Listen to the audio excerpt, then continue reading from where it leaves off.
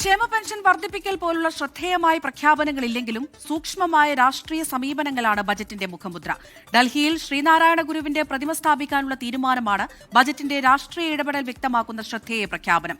ഹരിപ്പാടും തിരുവനന്തപുരത്തും പുതിയ മെഡിക്കൽ കോളേജുകൾ പ്രഖ്യാപിച്ചതിലും സൂക്ഷ്മതല ഇടപെടൽ കാണാം. എന്നാൽ ബജറ്റിന് ദിശാബോധമില്ലെന്നും സ്വകാര്യവൽക്കരണ അജണ്ട ഒളിഞ്ഞിരിപ്പുണ്ടെന്നുമാണ് പ്രതിപക്ഷത്തിന്റെ വിമർശനം. ഡൽഹിയിൽ ശ്രീനാരായണ ഗുരുവിന്റെ ദർശനങ്ങൾ പ്രചരിപ്പിക്കുന്നതിനായുള്ള കേന്ദ്രം സ്ഥാപിക്കുന്നത് കേരള പിറവി മുതൽ അധികാരത്തിലിരുന്ന സർക്കാരുകൾ ശ്രദ്ധിക്കാതെ പോയ കാര്യമാണ്. അതിലാണ് വി.ഡി. സതീശൻ സർക്കാരിന്റെ നോട്ടമെത്തിയിരിക്കുന്നത്. വർഗീയ പരാമർശങ്ങൾ നടത്തുന്ന വെള്ളാപ്പള്ളി നടേശനുമായുള്ള ഭിന്നത ശ്രീനാരായണീയ ദർശനങ്ങളെ പിന്തുണയ്ക്കുന്നതിനെ ബാധിക്കില്ലെന്ന പ്രഖ്യാപനമാണ് സതീശൻ നടത്തിയിരിക്കുന്നത്. ശ്രീനാരായണ ഗുരുദേവന് ഡൽഹിയിൽ പ്രതിമയും സാംസ്കാരിക കേന്ദ്രവും സ്ഥാപിക്കുന്നതിനായി 1 കോടി രൂപ വകയിരുത്തുന്നു. ശിവഗിരിയിലെ പിൽഗ്രിം സെന്ററിനും ബജറ്റിന്റെ കരുതലുണ്ട്. കടുത്ത മത്സരത്തിലൂടെ UDF MLA-മാർ ജയിച്ചുവന്ന പത്തനാപുരം, തൃത്താല പോലുള്ള മണ്ഡലങ്ങളിൽ അനുവദിച്ച പദ്ധതികളും ബജറ്റിന്റെ സൂക്ഷ്മതല ഇടപെടൽ വ്യക്തമാക്കുന്നു.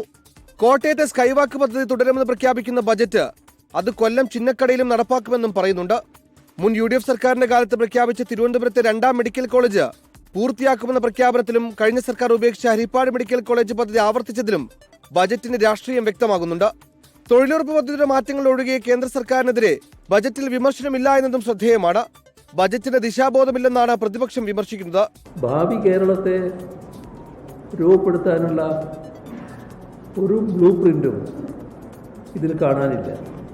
ഈ വിമുഖ സമീപനം പൂർണ്ണമായി കൈയൊഴിയുന്ന നിലയാണ് ഇപ്പോൾ അവതരിപ്പിച്ച ബജറ്റിലുള്ളത്.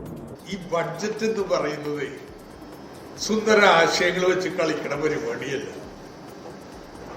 അതിന് പണം കണ്ടെത്തലാണ്. വരുമാനം ഇല്ലാതെ വരുമ്പോ ഈ വികസന വാചകോടി എന്ന് പറയുന്നുണ്ട്. വാചകോടി നിന്നു.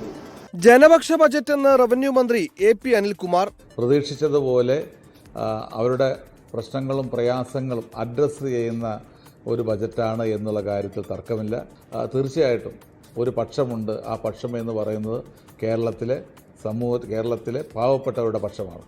ബജറ്റിൽ പ്രഖ്യാപിച്ചിരിക്കുന്ന പദ്ധതികൾക്കുള്ള പണം എവിടെ നിന്ന് വരുമെന്നാണ് BJPയുടെ ചോദ്യം. ഈ ബജറ്റ് പുതുയുഗ കേരളം ബജറ്റ് തയ്യാറാക്കിയ കടലാസിൽ അവശേഷിക്കും. കേരളത്തിൽ പുതുയുഗ കേരളം ഉണ്ടാകാൻ ഈ ബജറ്റ് കാരണം സാധ്യമല്ല. 24 തിരുവനന്തപുരം.